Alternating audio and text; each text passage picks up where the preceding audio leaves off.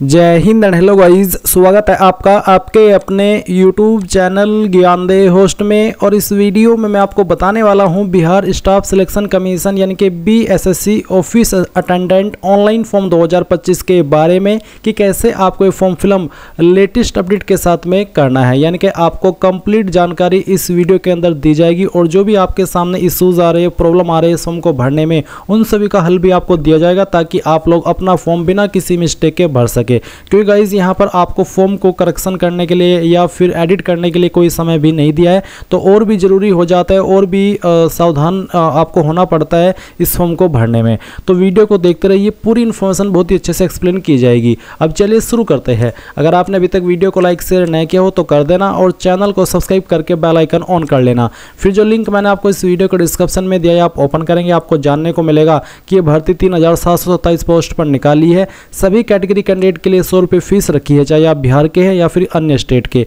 और फॉर्म आप लोग यहाँ पर 24 सितंबर 2025 तक भर पाएंगे।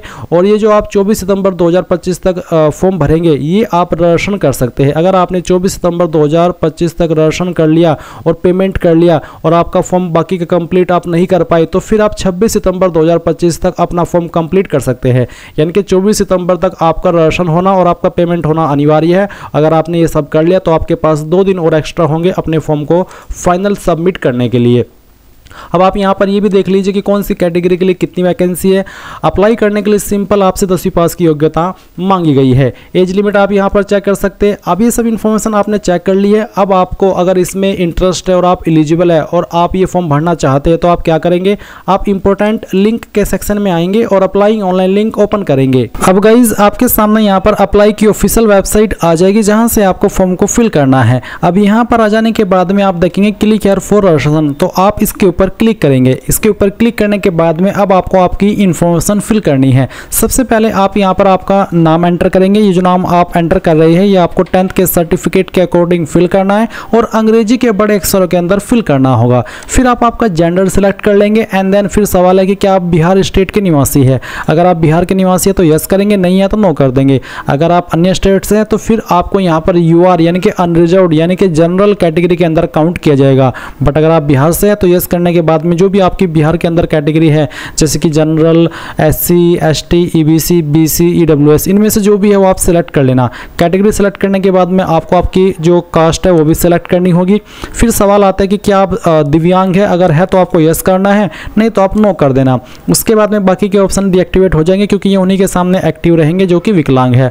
अगला सवाल है कि क्या भूतपूर्व सैनिक है, अगर है तो यस, नहीं तो आपको नो करना है।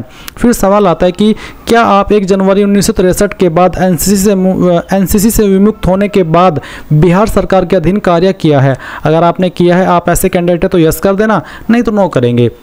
फिर सवाल आता है कि क्या आप बिहार सरकार के कर्मचारी हैं जिन्होंने कम से कम 3 साल की नियमित एवं रेगुलर सेवा की हो। अगर आप ऐसे कैंडिडेट है तो यस करना, नहीं तो यहाँ पर भी आप नो कर देंगे। फिर एक और सवाल है कि बिहार सरकारी कर्मचारी के बाद प्रयासों की संख्या, यानी कि अगर आप बिहार गवर्नमेंट एम्प्लॉयर उसके बाद में अटैम्प्ट दिए हैं 12/12/2022 के बाद के काउंट हो रहे हैं, तो आप यहाँ पर बताएंगे कि कितने आपने अटैम्प्ट दिए हैं। बट आप तो फ्रेशर है, आप तो पहली बार यहाँ पर ये फॉर्म भर रहे हैं और ना आप बिहार के एम्प्लॉय है गवर्नमेंट, आप एक नॉर्मल कैंडिडेट है, तो आप यहाँ पर 00 सेलेक्ट कर लेना। फिर आप आपका मोबाइल नंबर डालेंगे जो कि आप रजिस्टर करना चाहते हैं, उस नंबर को दोबारा डाल करके वेरीफाई करेंगे। अपनी ईमेल आईडी एंटर करेंगे, ईमेल आईडी को दोबारा डाल करके वेरीफाई कर देंगे। एंड देन जो आपकी डेट ऑफ बर्थ है वो भी आपको कैलेंडर के ऊपर क्लिक करके सेलेक्ट कर लेनी है। पहले आपको यहाँ से आपका ईयर सेलेक्ट कर लेना है, उसके बाद में आपका मंथ और फिर आपका डे। एंड देन ये कैप्चा कोड डालेंगे। सभी इन्फॉर्मेशन चेक करते हुए सेव एंड कंटिन्यू इसके ऊपर क्लिक करेंगे। अब गाइज आपने जो भी इन्फॉर्मेशन भरी है उसका प्रीव्यू आपके सामने है। आप इन सभी जानकारी को चेक कर ले और अगर आपको लगता है कि कोई जानकारी गलत है तो एडिट के ऊपर क्लिक करके एडिट कर लेना, क्योंकि बाद में इन जानकारी को आप एडिट नहीं कर पाएंगे और फिर पछताएंगे। इसलिए अच्छे तरीके से देख लीजिए और पूरी तरीके से श्योर हो जाने के बाद में आप कंफर्म एंड नेक्स्ट इसके ऊपर क्लिक करेंगे और यहाँ से ओके कर देंगे। अब ओके करने के बाद में आपको आपकी रजिस्टर्ड ईमेल आईडी और आपके नंबर के ऊपर आपकी लॉगिन डिटेल सेंड कर दी है। साथ ही साथ रजिस्टर नंबर तो आप यहाँ पर अभी भी देख सकते हैं। तो आपको आपकी लॉगिन इन्फॉर्मेशन मिल गई है। तो जैसे ही मिल जाए आप यहाँ पर क्लिक हियर फॉर लॉगिन इसके ऊपर क्लिक करेंगे एंड देन आपको रजिस्टर नंबर के अंदर जो रजिस्टर नंबर अभी आपको मिला है वो यहाँ पर डालना है। जो पासवर्ड अभी आपको मिला है मैसेज के माध्यम से, ईमेल के माध्यम से, वो आप यहाँ पर फिल करेंगे। ये कैप्चा कोड फिल करेंगे और लॉगिन के ऊपर क्लिक करेंगे। अब गाइज आपके सामने यहाँ पर आपका डैशबोर्ड आ जाएगा और अभी आपको यहाँ पर आपकी बाकी की इन्फॉर्मेशन फिल करनी है। तो सबसे पहले यहाँ पर आपका जो फादर नेम है वो आप एंटर करेंगे। ये नाम भी आपको 10th के सर्टिफिकेट के अकॉर्डिंग भरना होगा। फिर आपको यहाँ पर आपकी माता जी का नाम एंटर करना है एंड देन फिर आप यहाँ पर देखेंगे issue date of domicile certificate. क्योंकि आप बिहार के निवासी हैं तो आपको आपका निवास प्रमाण पत्र का इन्फॉर्मेशन यहाँ पर देना होगा। तो पहले तो बताइए कि किस डेट के अंदर इशू हुआ है। और आपको एक सवाल रहता है कि कितना पुराना होना चाहिए। तो आपका सर्टिफिकेट एक साल से ज़्यादा ओल्ड ना हो, नहीं तो आपको प्रॉब्लम फेस करनी पड़ सकती है।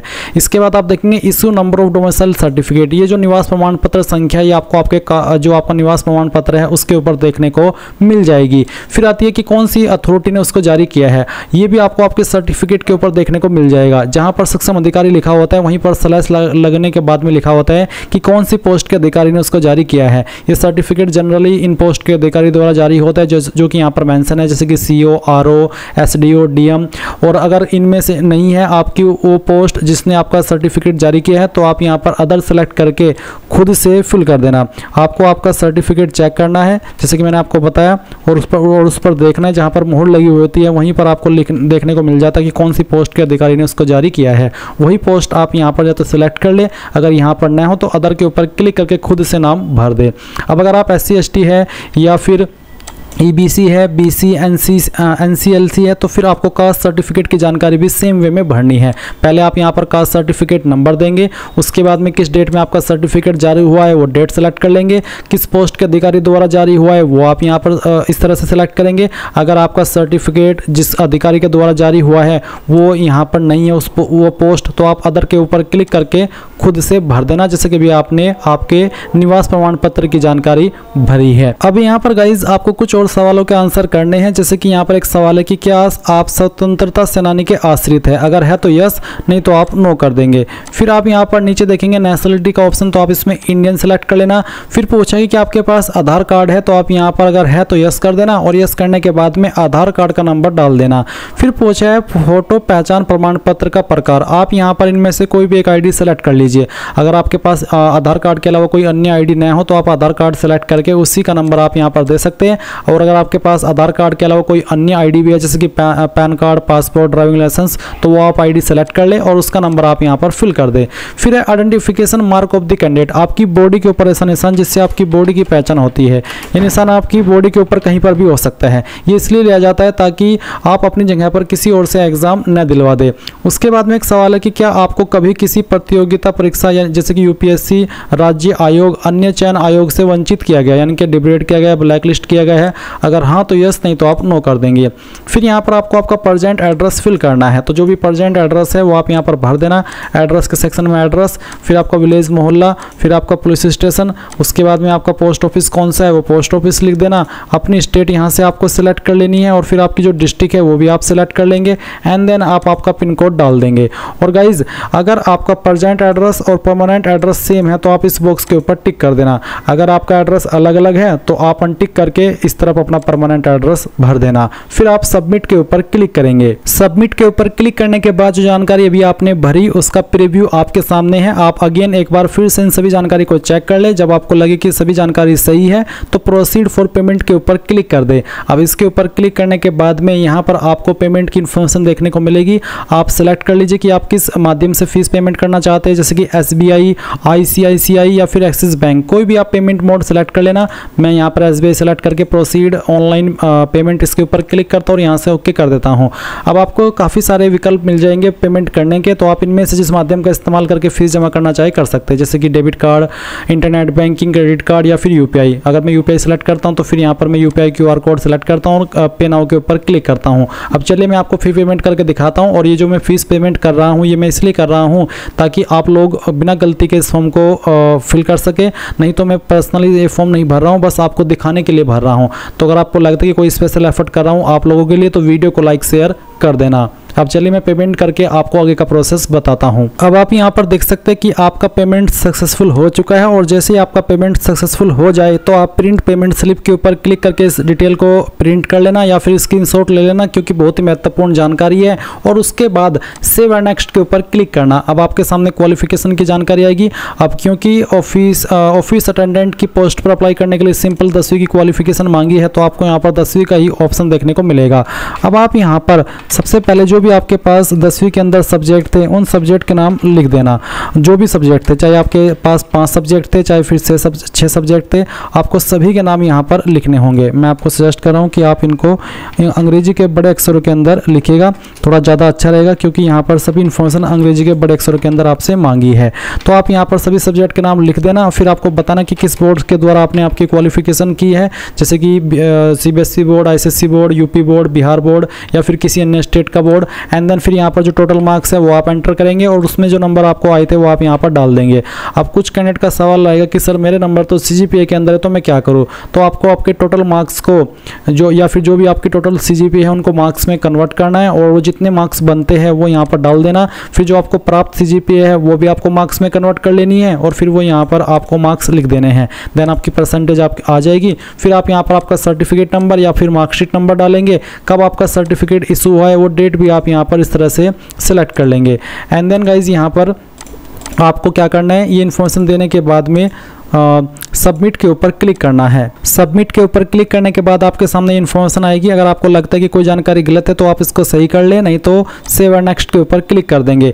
अब आपको यहाँ पर आपको फोटो सिग्नेचर अपलोड करना है, तो आपके फ़ोटो का साइज JPG रहना चाहिए, फॉर्मेट JPG रहना चाहिए। साइज 20 से 50 KB के बीच में, फ़ोटो 1 महीने से पुराना न हो, और उसका जो वाइट है या फिर उसकी जो विड्थ है या फिर कह लीजिए कि जो चौड़ाई है वो 200 पिक्सल एंड हाइट 230 पिक्सल होनी चाहिए। इसी प्रकार से सिग्नेचर आप देखेंगे इंग्लिश का और फिर हिंदी का।